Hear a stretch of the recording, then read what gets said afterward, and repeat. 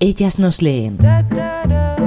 Un espacio donde las historias sáficas cobran vida en las voces de sus autoras. Hola, soy Fanny Álvarez, soy escritora almeriense y voy a leeros un fragmento de una de mis novelas cortas incluidas en el libro Las novelas inéditas de Lynn Sarderman, que fue publicado el año pasado, en 2022, por la editorial Les Editorial. El fragmento que voy a leer es de la primera historia que abre el libro, que se llama Alondra. Camia no podía evitar que la suela de sus botas hiciera ese ruido sordo que se hacía más indiscreto en aquella calle estrecha. La noche parecía aumentar la intensidad de los estímulos, o quizá lo que hacía era aguzar los sentidos. La otra posibilidad que se le ocurrió a Camia es que había perdido práctica en el arte del sigilo, pero ese motivo la ponía de mal humor, así que prefería no pensar en ello. Accionó el mapa de su implante retiniano, a pesar de que conocía demasiado bien esa zona. Cuando llegase al final de la calle, a mano izquierda, vería un callejón que daba a la parte trasera de un local abandonado. Después, y de nuevo a la izquierda, girando en la esquina del callejón, otra calle igual de estrecha que daba a una corta avenida. No necesitaba el mapa. Lo que necesitaba era ver la posición de Yuna Den, su compañera de misión. ¿Alguna novedad?, susurró Camia por el intracomunicador. Negativo. La voz de Yuna era grave, pero la leve distorsión del auricular integrado hacía que pareciese acatarrada. Ya llevo 3 callejones sin salida en menos de media hora. Este barrio es un maldito laberinto. Camia sonrió. Dímelo a mí, pensó. Llevó la mano al auricular para regular el volumen y para pulsar el botón del menú. Delante de ella apareció una lista, como si las palabras estuvieran grabadas en las paredes o en el asfalto de la calle. Fijó los ojos durante 2 segundos en la opción detectores. Otra lista sustituyó a la anterior en la pared donde tenía dirigida la mirada. Volvió a fijar la vista otros 2 segundos en la opción materiales sintéticos y procedió de igual forma hasta que encontró Tilex. Debía seguir su intuición. Ante sus ojos apareció un suave filtro que teñía ligeramente la calle de azul cian. Siguió caminando, con paso más decidido y sin preocuparse tanto por el sonido de sus botas. Salió a la avenida y miró a su alrededor. A un lado, a lo lejos, atisbó una luz de un azul más brillante. Apenas era un punto medio oculto por los edificios, pero suficiente para que Camia encaminara sus pasos hacia allí. Pronto llegó a una zona donde los edificios abandonados empezaban a hacerse más frecuentes y las fachadas parecían azotadas por años de olvido y despreocupación. Mientras caminaba por la avenida, en dirección al punto luminoso, escuchaba las viejas persianas y cortinas de los primeros pisos moverse y ocultar los ojos curiosos que se escondían a su alrededor. En uno de los pisos divisó otra luz y Camia se paró en seco. Era poco frecuente, por no decir raro, que los residentes del distrito B10 Sur tuvieran ISIS. El mantenimiento de una ISIS era demasiado costoso para el nivel de ingresos de la gente que vivía allí. Camia dudó unos instantes y esa indecisión la martirizó. Un año atrás no hubiera tardado tanto en tomar una determinación. ¿Por qué dudas?, se dijo a sí mismo, y tragó saliva al darse cuenta de que quizás su intuición fallaba y su idea de seguir el rastro de Tilex no era tan buena. Sentía la boca seca y la frente húmeda. Lo que daría en ese momento por tomarse una copa de bomb. «Agente Den», susurró por el intracomunicador. «Creo que tengo 2 pizzas por la avenida Stuck». «¿2? No sé cómo lo haces, Gowan. Necesito que compruebes una de ellas.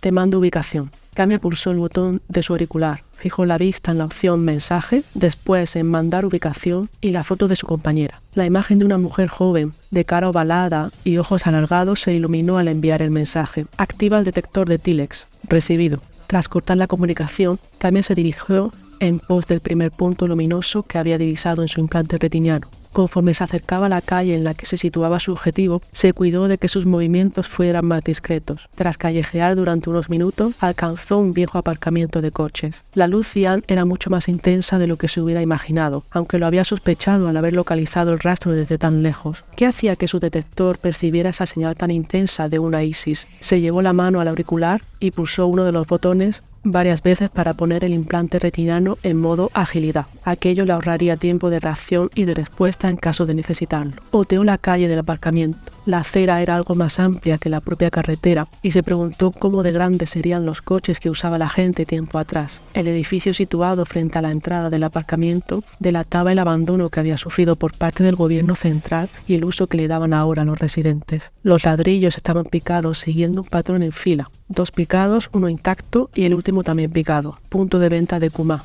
Si fuera otra misión le hubiera importado. Pero en aquel momento lo que necesitaba era que no hubiera nadie que quisiera comprar ningún tipo de droga. Tras un par de minutos vigilando la calle y comprobar que el punto de luz no se movía de su posición, Camia entró en el edificio con sigilo, al menos todo el sigilo que le permitían sus ruidosas botas. El interior del aparcamiento estaba vacío, a excepción de las columnas que delimitaban el espacio de las plazas y viejos contenedores de residuos que o bien habían sido quemados o bien destrozados de alguna otra forma. La ausencia de cualquier otro elemento hacía que el lugar pareciese mucho más amplio de lo que realmente era. Echó un vistazo a su alrededor, siempre pendiente de la marca azul en su campo de visión, y se dirigió a la garita de seguridad. El eco de sus pasos la hizo estremecerse. Se agachó para descansarse cuando escuchó una pequeña detonación. Sintió el silbido de una bala cerca de la cabeza y se tiró hacia su derecha, buscando un refugio de una columna. ¿Quién anda ahí? Aquella voz femenina le resultó peculiar. La inflexión de esas 3 palabras parecía imitar bastante bien el habla humana, pero seguía viendo algo que resultaba artificial.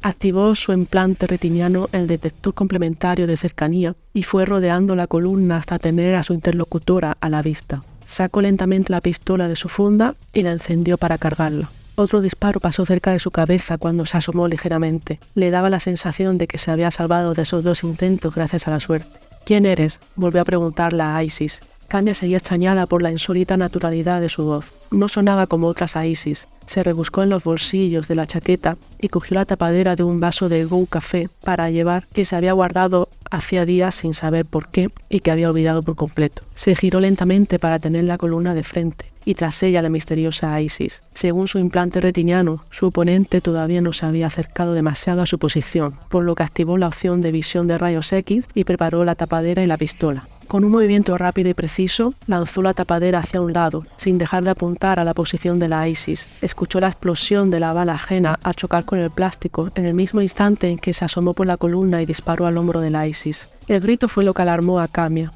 Nunca había escuchado ese quejido en un androide, y la sorpresa le hizo perder tiempo en alertar a Yuna, mandarle su nueva ubicación y activar su perfil en el detector. A pesar de los casi 3 segundos que tardó en avisar a su compañera, consiguió llegar a tiempo de patear la pistola lejos del alcance de la Isis. Esta intentó incorporarse, gimiendo hasta que consiguió ponerse de pie frente a Camia. La piel sintética de su hombro derecho se había desgarrado y bajo ella pudo ver varios cables sueltos, algunos de ellos rotos. Camia la apuntaba con la pistola, sin saber muy bien qué pensar. Su rostro tenía una mueca de dolor tan genuina que la gente llegó a considerar que no fuera una Isis. Pero no tiene sentido, pensó. No te muevas y no te haré daño, dijo con la voz tan neutral como pudo. Arrodíllate lentamente con las manos hacia arriba. Y si no quiero hacerlo, su forma de hablar distaba mucho del resto de androides con los que Camia se había cruzado. Le pareció como si la que tenía delante estuviera imitando la entonación e inflexiones humanas y hubiera perfeccionado esa habilidad. Entonces no me dejas otra alternativa. Accionó el botón de carga y un débil clic se escapó del arma, lista para usar.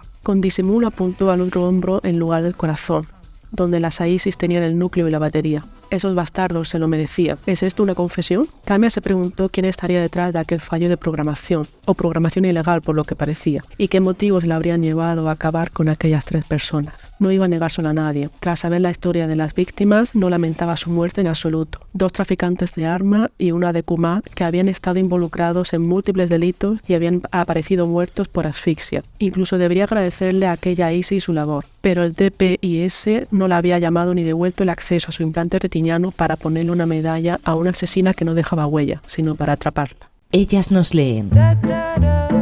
Un espacio donde las historias sáficas cobran vida en las voces de sus autoras.